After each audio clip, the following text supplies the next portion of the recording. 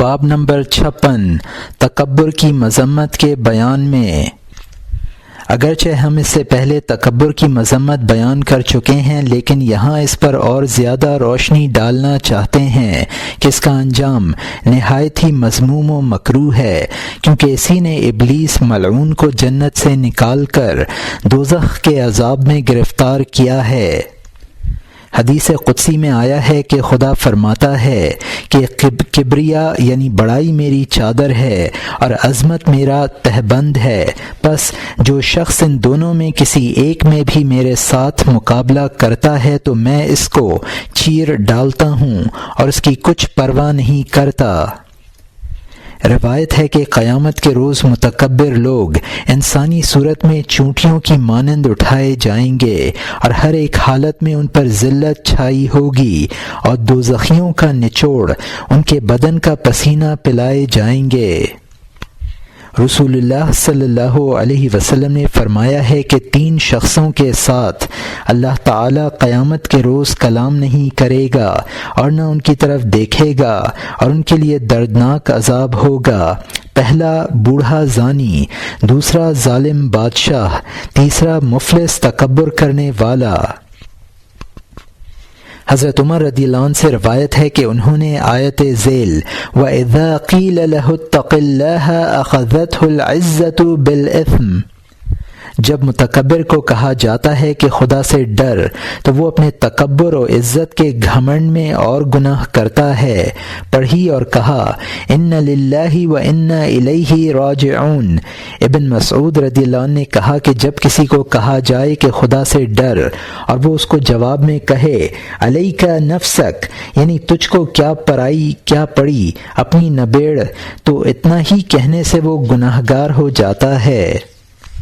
رسول اللہ صلی اللہ علیہ وسلم نے ایک شخص سے کہا دائیں ہاتھ سے کھایا کرو، اس نے کہا میں طاقت نہیں رکھتا۔ رسول اللہ صلی اللہ علیہ وسلم نے کہا اچھا تو نہ ہی طاقت رکھے۔ اس کے بعد وہ ایسا ہی ہو گیا، یعنی اس کا ہاتھ بیمار ہو گیا اور اٹھانے کے قابل نہ رہا۔ یہ ہے تکبر کا نتیجہ۔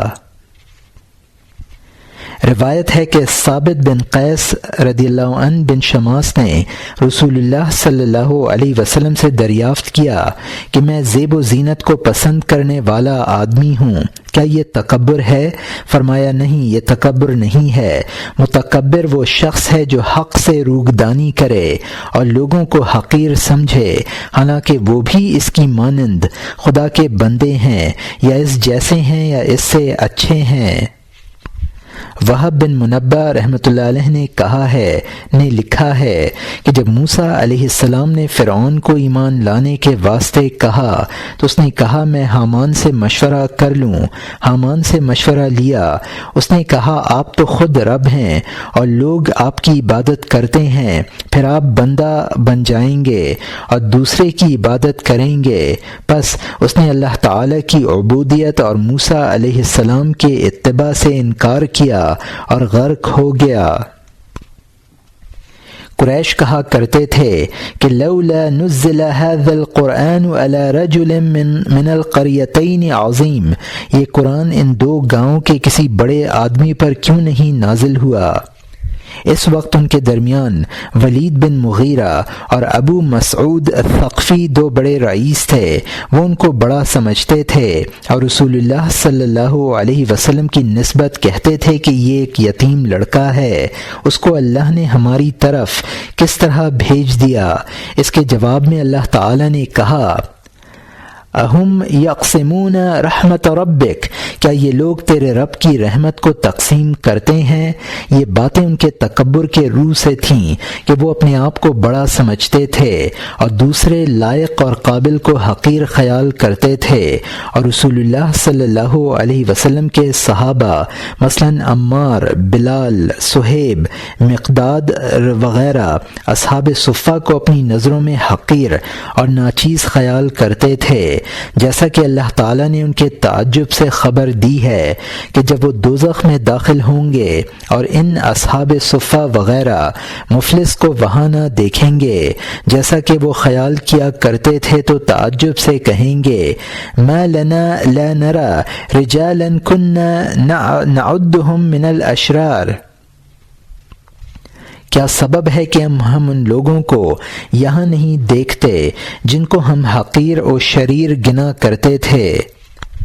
وہب بن منبہ رحمۃ اللہ علیہ کا قول ہے کہ علم اس پانی کی مانند ہے جو آسمان سے شیریں اور صاف ہو کر اترتا ہے، اور درخت اس کو اپنے عروق اور رگ اور ریشے کے ذریعے سے پیتے ہیں، مگر ہر ایک درخت شیریں مزہ نہیں ہوتا بلکہ کوئی کڑوا ہوتا ہے اور کوئی شیریں، اور اس میں پانی کا کوئی قصور نہیں ہوتا بلکہ خود درختوں کی قابلیت کی وجہ سے ان کے مختلف ذائقے ہو جاتے ہیں۔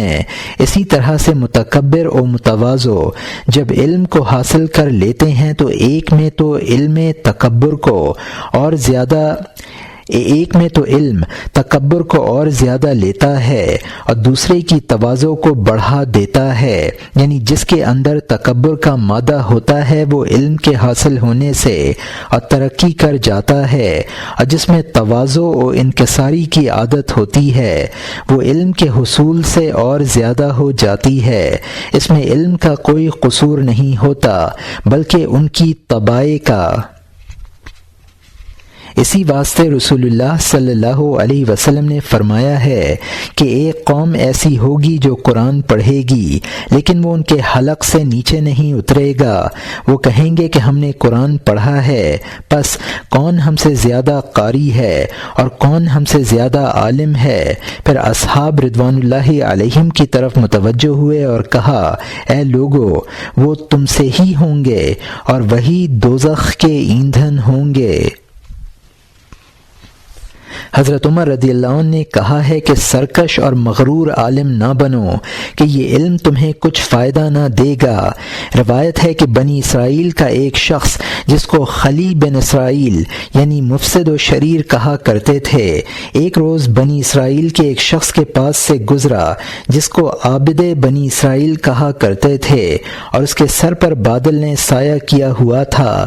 خلی نے اپنے دل میں کہا کہ میں خلی یعنی مفسد بدکار گنہگار ہوں اور یہ عابد یعنی عبادت کرنے والا ہے، اگر میں اس کی مجلس میں بیٹھوں تو ممکن ہے کہ اللہ اس کی برکت سے مجھ پر رحم کر دے۔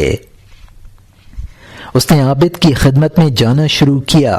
عابد نے اپنے دل میں کہا کہ میں عابد ہوں اور یہ خلی ہے، یہ میری مجلس میں کس طرح بیٹھ سکتا ہے؟ اس سے نفرت کی اور کہا کہ میری مجلس سے چلا جا۔ اللہ تعالیٰ نے اس وقت کے نبی کی طرف وحی بھیجی کہ دونوں کو حکم دو کہ اثر نو عمل شروع کریں۔ میں نے خلی کی توبہ قبول کر لی اور عابد کے اعمال کو ضائع کر دیا۔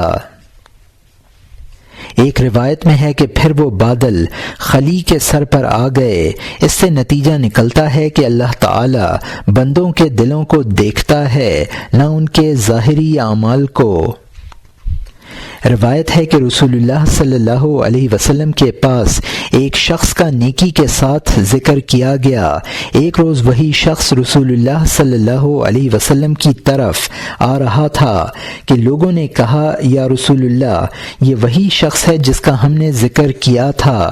رسول اللہ صلی اللہ علیہ وسلم نے کہا مجھے اس کے چہرے سے شیطانی وسوسے کی علامت معلوم ہوتی ہے۔ اتنے میں وہ شخص آ گیا اور السلام علیکم کہہ کر رسول اللہ صلی اللہ علیہ وسلم کی خدمت میں کھڑا ہو گیا۔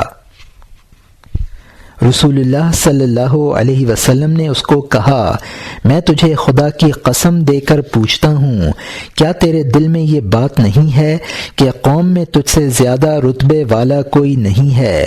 اس نے کہا بخدا یہی ہے۔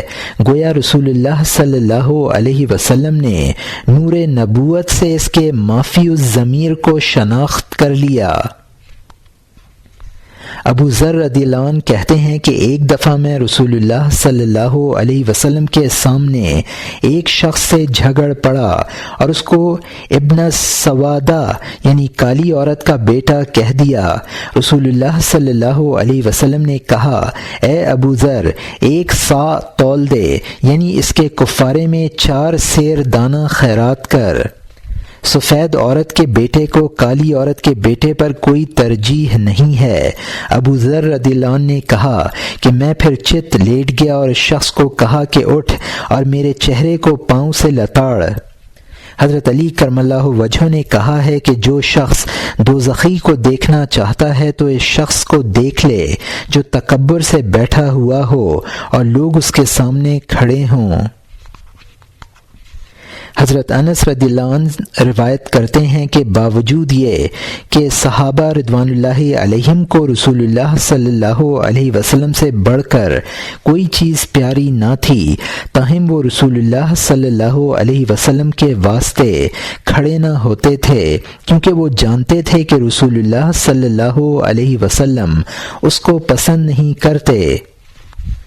بعض اوقات رسول اللہ صلی اللہ علیہ وسلم صحابہ رضوان اللہ علیہم کے ساتھ چلتے اور ان کو آگے چلنے کا حکم دیتے اور آپ صلی اللہ علیہ وسلم پیچھے چلتے، اور اس سے مقصود یا تو یہ ہوتا تھا کہ صحابہ رضوان اللہ علیہم کو تعلیم کریں یا اپنے نفس سے تکبر اور خود پسندی کے وساوس شیطانی کو دور کریں۔